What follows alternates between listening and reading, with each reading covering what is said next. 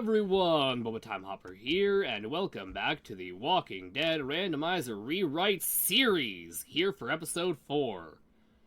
Thank you guys all for the love and support you guys gave me in the comments, and the sheer amount of options that we've got for possible custom characters here. 6 of you commented custom characters, including DJC Gaming, the guy who made this tier list and inspired me to do this series. So I am, I'm very excited to see the results of that.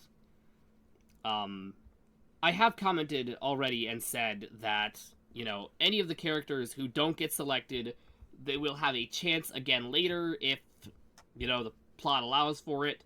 So don't feel disheartened if your character doesn't make it in immediately. There are plenty of opportunities that will come along. I am absolutely certain of it.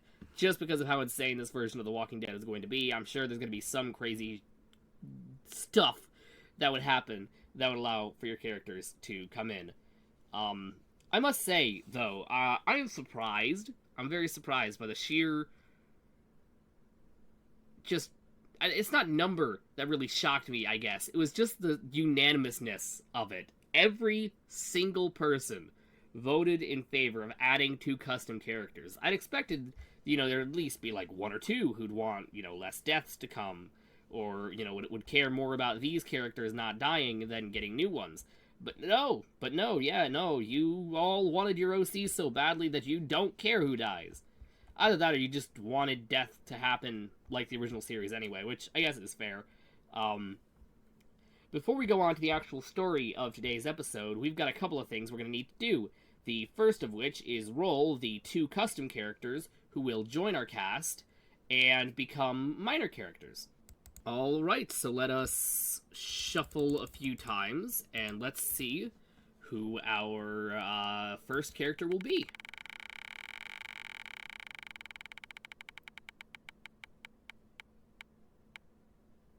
Oh.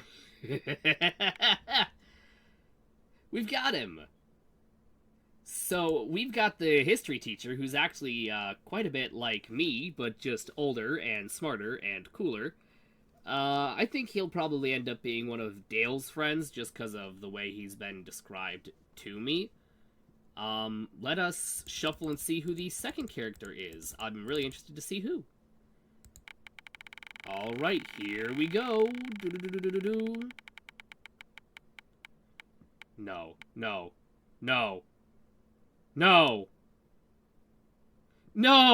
Come on! Oh my god. Oh, I'm never gonna live it down. God damn it. You already got your stupid horse! Now you've got a character too. Nah, but this'll be fun. It'll add another militant person to the group and give Shane a new friend if he pisses off Daryl with whatever his decision is gonna be with Merle. God, that's so crazy. Wow. Okay, alright, so when we do start up episode 5, they will be in the crew with artwork. I'm gonna ask a couple of my friends to make it based on the descriptions you two gave me of your characters. But now, for the moment you all have been waiting for. We have to flip a coin. If Shane banishes or spares Merle. Heads, he spares Merle. I can't speak for whatever reason. Heads, he spares Merle. Tails, he does not. Oh. He's gonna spare Merle. Well, that's gonna be a fun character arc. Alright. I think a lot of you guys are gonna be happy with this. Anyways, that's all for now. Let's hop into the story. The Walking Dead, Episode 4, Happy Birthday. The episode begins zoomed in on Shane's face before Shane says that while he is reluctant, Daryl made a good point. They can't just throw Merle out. Shane ends up deciding to keep Merle handcuffed to the side of the RV for the time being, saying that he and Daryl will watch Merle while the rest of the group works. Shane then tells everyone to get to sleep while he goes back on watch, saying Dale gets the morning shift. After everyone leaves, Merle says, "I'll be damned. I thought I was a dead man." Shane glances down in annoyance, but doesn't speak as Merle continues, saying that he's not used to people giving him a second chance, especially not pigs, before thanking Shane. Shane says not to thank him, he did it for Daryl, not him. Merle chuckles, saying fair enough, before the scene switches to morning. When everyone wakes up, Daryl goes straight to check on Merle while Rick goes to talk to Shane. Rick mentions how pissed Lori is at him and Shane for keeping Merle around, and that Lori thinks it's reckless. Shane responds that many in the group think the same thing, and even he isn't sure this was the smartest decision, but he couldn't just throw him out. Rick agrees before saying that Shane has grown a lot since he got shot, which makes Shane smirk a bit before Rick says that Leon has as well, for that matter. Shane laughs before saying he is impressed with what he's heard about how Leon did during the mission. Amy told him everything. They laugh for a bit before Rick brings up the guns he has in Atlanta, and Shane agrees that they need them, especially since the chaos from last night probably attracted a few more walkers. Shane says that Rick can take 3 people, and Rick goes off to choose his squad. Alright everyone, now we are at the part of this video where we need to decide the 3 people that are going to Atlanta with Rick. First of which will be shuffle, shuffle, shuffle, shuffle, shuffle. Can be anyone on here but Merle. Amy, alright. Rick has already got a pretty good relationship with Amy.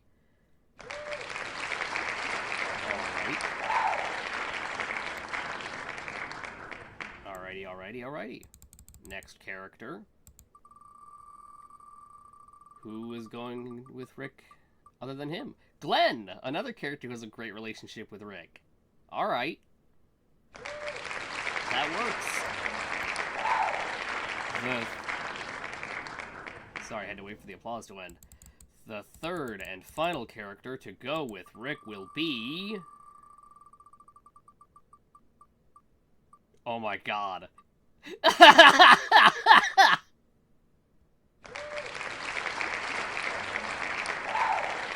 Oh, lordy. It's gonna be Ed. You guys are gonna get the Ed scenes anyway. The scenes from last episode, where it was Ed and Leon and T-Dog talking. Now you're gonna learn essentially the same thing he told them, but with Rick talking to him. Oh well, this works. You know, this is gonna be funny. Alrighty. See you all in there. Rick first goes to Amy and Andrea, who are talking to each other about their father next to the fire. Rick asks Amy if she wants to come with him to get the guns, and she agrees as she wipes tears from her face. Rick then goes over to speak to Glenn, saying that he knows the streets better than anyone and could be a big help, so Glenn agrees. Rick then reluctantly decides to drag Ed along, to keep him out of trouble because Shane is going to be distracted with Merle and Daryl. Before they all get in the van, Shane gives Rick the last of the revolver ammo. After that, Ed complaining as they go, they drive off towards where Rick left the bag. As they leave, we see Dale looking down from the roof of the RV to see Jim is digging holes.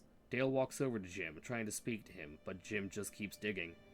Meanwhile, Jackie and Carol walk back to camp with some berries and even a rabbit caught in one of Merle's simple snares. Morales thanks them for the food as he sets up the fire to cook for everyone, and Carl, seeing the traps, shows interest, to which Lori quickly shuts down. Dale then comes over, interrupting the group to tell them about Jim, who is still digging, as they gather around him. We then cut to Rick, driving the van into the city, parking the van near the railway. As they start to walk into the city, Ed complains that they have already walked so far after he worked so hard yesterday. Glenn says that Ed doesn't tend to work much at all, before continuing to say that this is the most helpful he has been since Glenn has met him.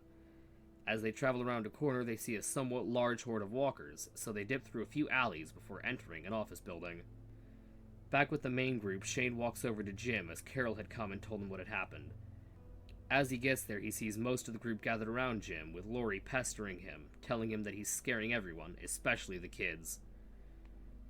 Jim says to just leave him alone, he isn't bothering anyone. Shane asks Jim to take a break and drink some water. Jim then says, "Or what? Are you gonna threaten me like Ed?" Shane says that he won't, and that situation was different, with T-Dog backing him up on that, and Jim starts to get angrier. Shane asks Jim once again for the shovel, saying at the very least he should let him help. Jim is angry and paranoid, but says yes. With that, Shane tells Leon to watch Merle with Daryl, and Dale leads the others back to camp. We then cut to see Rick's group setting up a plan on a whiteboard in the building. Glenn says that Amy should come with him, as she is almost as fast as he is. Rick agrees, and says that he will take Ed to guard the lower alley in case Amy and Glenn can't get back to the ladder. We then cut to Glenn and Amy climbing down the ladder, with Amy checking that the coast is clear before they book it to get the guns, with Amy nabbing Rick's hat as they run. They end up having a few walkers notice them, so they start to run back towards the ladder.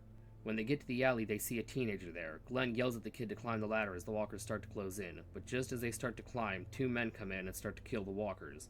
One man then grabs Amy's leg and pulls her down, causing her to drop the bag and yell out in pain.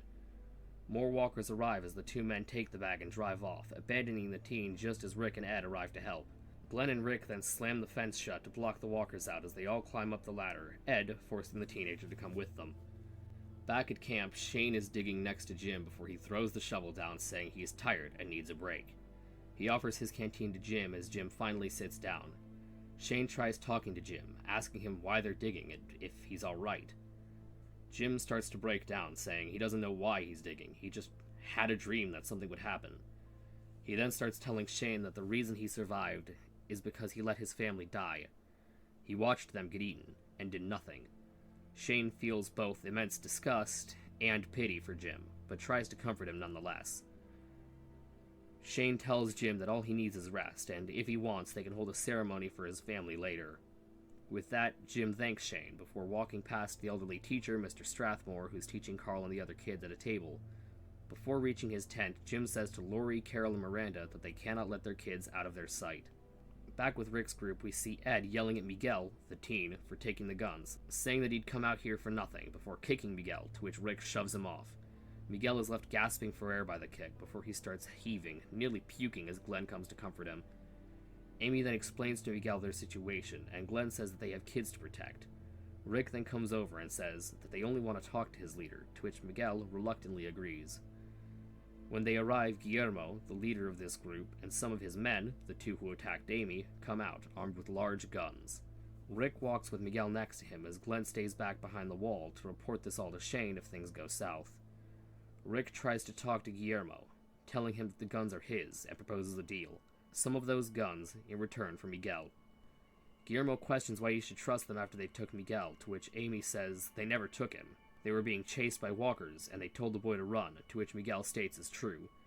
Guillermo then questions why his men felt the need to attack them then, and asks why Miguel is beaten, to which Rick tells him Ed is the one who beat Miguel, and says that he has no idea why Guillermo's men attacked them, saying it must have been some kind of misunderstanding. Guillermo is reluctant to trust them, and needs the guns desperately, so he threatens them, saying he could kill them all, keep the guns, and Miguel, to which Rick says that he could. Rick, knowing he has no real leverage, takes a risk, and lets Miguel go to them, before asking Guillermo to work with him on this. The guilt starts to get to Guillermo, and Miguel vouches for all but Ed, so he lets them in. Guillermo walks them all around, showing them the nursing home he has been protecting, questioning what they could possibly need the guns for, and Rick mentions that they have 4 children in their group that they need to defend. Guillermo says that Rick seems like a good dude, and offers Rick a quarter of the guns, to which Rick thanks Guillermo and calls him a good man. With that, they start to head back towards camp. Back at camp, Morales and Miranda are preparing rabbit stew for the group and the new campfire Morales made, with Shane even unlocking Merle's handcuffs for this dinner after Daryl and Dale convince him to. As the group finishes setting up the food, Rick and the others arrive back in the van. Ed stumbles out, saying that he needs a drink, while Rick informs Shane about the gun situation, and that they may have new friends in the city. Shane is both annoyed that they lost some guns, and also understanding of the situation, jokingly saying that Rick has always been lucky like that, to which Rick agrees. Once it starts to get dark, the group sits down around the campfire. Morales asks Dale why he still winds his wristwatch every day. Merle says that it's stupid to bother, especially since the world's ended, and Dale says it's important to keep track of time, before going on to say his story about a watch handed down through generations. Amy calls him a strange old man before Carl interjects, saying that William something said that, explaining that Mr. Strathmore taught him. Just look at the group having such a beautiful and happy time. It's a shame what I'm going to have to do to them. I mean, I say that partially as a joke, but also really, because I have no idea which of these characters are going to die, and it's going to be tragic, basically whoever it is. Unless it's Ed, because everybody fucking hates Ed. Nobody likes Ed. All my homies hate Ed. Anyways, let's roll the 3 deaths I get, although we should... Yeah, let's, randomize that first. Here we go. Let's see who is the first to die. Oh, wow. Oh, wow. Oh. Well, hopefully Amy doesn't die, because that looks like it's going to be giving Amy Andrea's regular scene. Oh, Andrea and Amy have swapped. That's sad. I mean, Andrea hasn't done nearly as much here as usually, but that still sucks. She was pretty interesting. She did a couple of things in this series, I think. She slapped Shane at one point. Voted to kill Merle. She never got to give Amy her birthday present either. Oh, that's sad. Oh yeah, that's gonna suck. Oh, that's depressing. I mean, I guess... Oh god, Amy would... Yeah, wow. Okay, I have writing ideas for this. God, that's gonna be painful. Oh, wow. Okay, yeah, let's go on to the next character. Andrea's gone from the series. Wow, that's gonna be crazy. Okay. Yeah, wow. Who is going to be the next character to die?